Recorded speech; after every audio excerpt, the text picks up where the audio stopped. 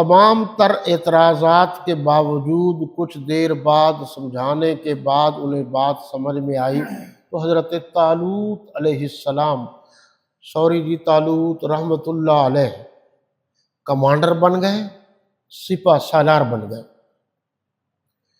اور حضرت اسماعیل علیہ السلام نے حکم دیا کہ آپ ان کے پیچھے چلیں۔ کمانڈر کے لیے دو خوبیوں کا ہونا ضروری ہے، ایک جسم میں بھی طاقت ہونی چاہیے، یعنی وہ فن حرب و ضرب سے بھی واقف ہو، دوسرا فہم و فراست سے بھی واقف، ان میں یہ صلاحیت تھی، اس لیے ان کو کمانڈر بنا دیا گیا۔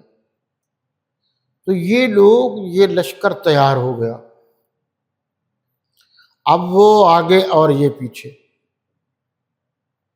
اعلان ہوا کہ اس لشکر میں جو لڑنے جائے گا عمالقہ قوم سے، جہاد کرے گا، کوئی بچہ نہیں جائے گا، بوڑھا نہیں جائے گا، کوئی عورت بھی نہیں جائے گی۔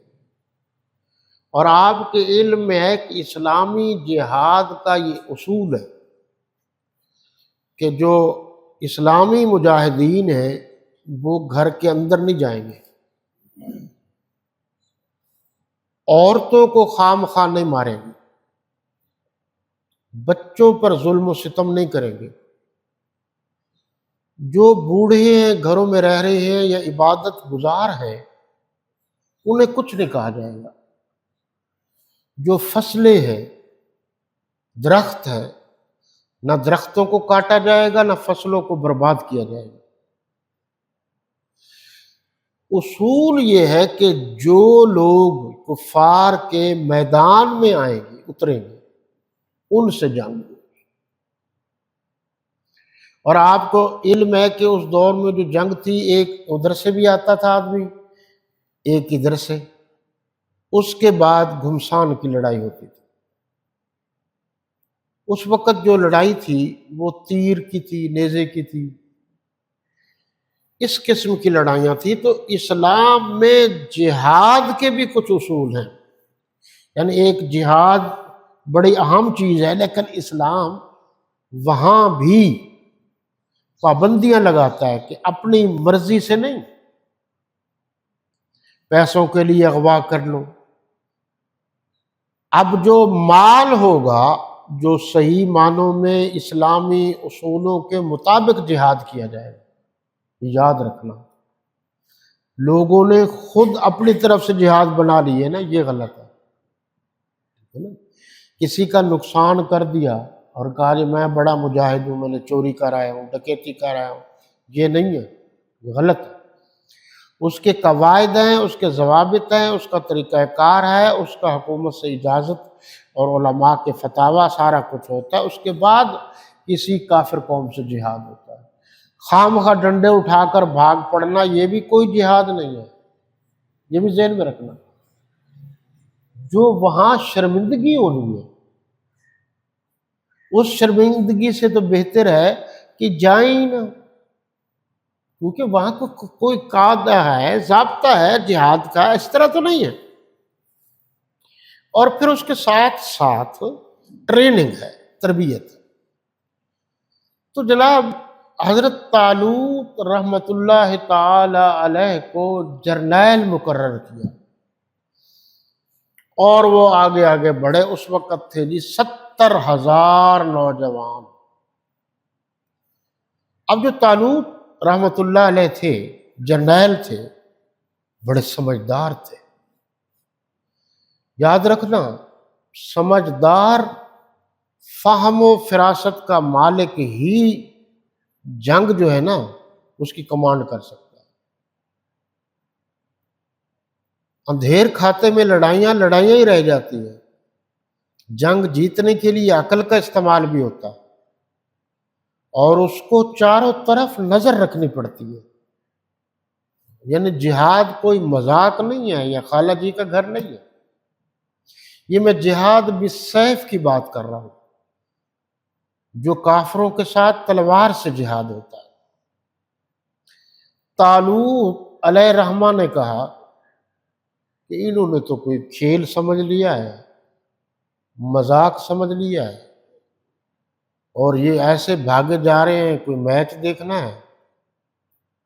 تو انہوں نے تھوڑی سی پابندی لگا دی، انہوں نے کہا جی چیک تو کریں۔ انہوں نے کہا جی آگے جا کے ایک نہر آ رہی ہے، یہ اردن میں لکھا ہوا ہے جی کہ وہاں نہر ہے جی، وہ نہر جو ہے، اس نہر میں آپ لوگوں نے جو 70,000 کے قریب چل رہے تھے، پانی پیٹ بھر کے نہیں پینا، ایک چلو میں پانی لینا ہے، آپ نے وہ پی لینا ہے، بس آپ کو اتنی اجازت ہے، اس سے زیادہ نہیں۔ اب گرمی بھی تھی، جہاد کے لیے بھی جا رہے تھے، یہ جگہ بھی ٹھنڈی تھی، پانی بھی ٹھنڈا تھا، مزیدار تھا، ذائقہ دار تھا، صاف ستھرا پانی تھا۔ تو جناب انہوں نے خوب پیٹ بھر کے پانی پی۔ تھوڑے آدمی رہ گئے جنہوں نے تھوڑا پانی پیا، تو پھر طالوت رحمت اللہ علیہ کے ساتھ باقی کل 313 آدمی رہ گئے۔ اب یہ 313 آدمی جب رہ گئے اور جا رہے ہیں جہاد کے لیے، آگے جو عمالقہ قوم تھی جن سے لڑنے جا رہے تھے، ان کا جو ہیڈ تھا اس کا نام جالوت تھا۔ وہ جالوت بڑا تیز ترار تھا، اس کے پاس 1,00,000 فوج تھی، ادھر 313 تھے، ادھر 1,00,000 تھے، اور اس نے جو زرہ پہنی ہوئی تھی اس میں سارا کچھ چھپا ہوا تھا، صرف یہ آنکھیں نظر آتی تھی۔ اپنے آپ کو محفوظ رکھنے کے لیے اس دور میں جنگ کے دوران سب سے بہترین چیز تو زرہ تھی۔ یہ اتنی اعلیٰ چیز تھی جنگوں میں کہ اس کی بڑی قدر و منزلت تھی، بڑی قیمتی چیز تھی۔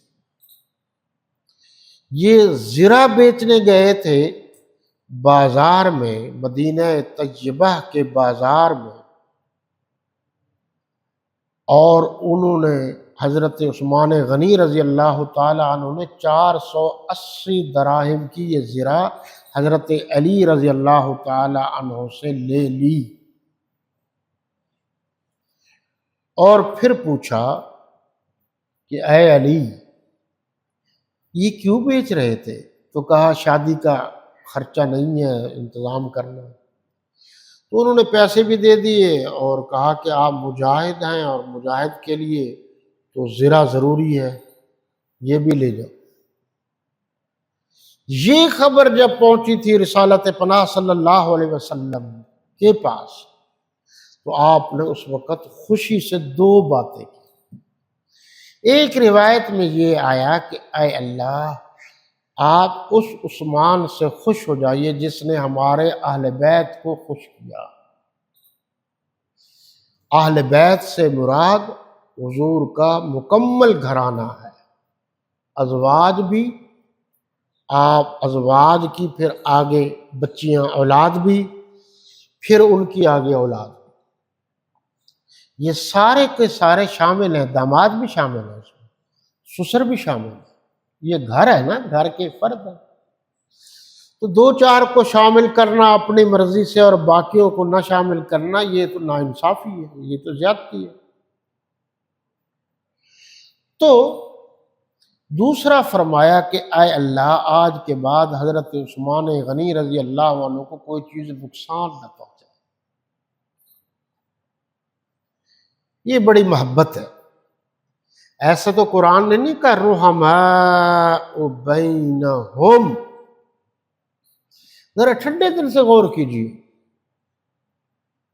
کہ انہوں نے دے دی چیز، پیسے لے لیے، لیکن انہوں نے بعد میں زرہ بھی واپس کر دی، اور اللہ کے نبی صلی اللہ علیہ وسلم سے حضرت عثمان غنی رضی اللہ تعالی عنہ کو دعائیں بھی مل گئی۔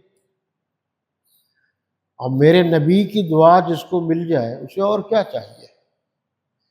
جب اللہ کے نبی فرما دیں یہ جنتی ہے، تو وہ تو جنتی ہے تو فرمایا ہے نا، جنتی نہ ہوتے تو کبھی نہ فرماتے۔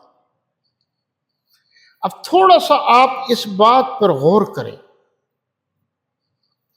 کہ قرآن نے رحماء بینہم کہا۔